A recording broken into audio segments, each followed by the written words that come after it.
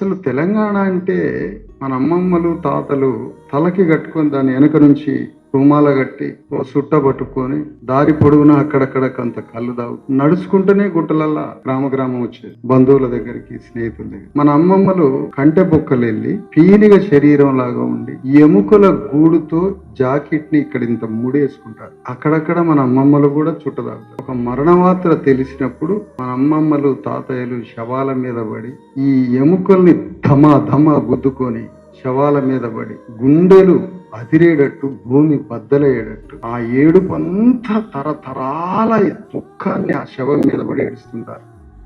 ఆ దుఃఖంలో ఉండే ధ్వని అది. అయ్యా ఇట్లా బతికినామని తాతల్ని చుట్టాలని బంధువుల్ని మొత్తాన్ని వరుస పెట్టి మాట్లాడుకుంటూ మన అమ్మమ్మలు తాతయ్యలు పిలగాళ్ళని భుజాల మీద అటొక్కాలు ఇటొక్కాలు వేసుకుని గుట్టలలో ఉరుక్కుంటూ చుట్టాల దగ్గరకు వచ్చి చచ్చిపోయిన శవాల దగ్గర అమ్మో అయ్యో అని ఏడ్చుకుంటూ పడే దుఃఖమే నాకు కనిపించే తెలంగాణ. నాకు కోటి రతనాల వీణ నాకు కనపడు. నాకెప్పుడు కోటి రతనాల వీణ నా బీసీ ఎస్సీ కనపడు. మరి అది ఎవడు మాట్లాడిందో నాకు తెలియదు.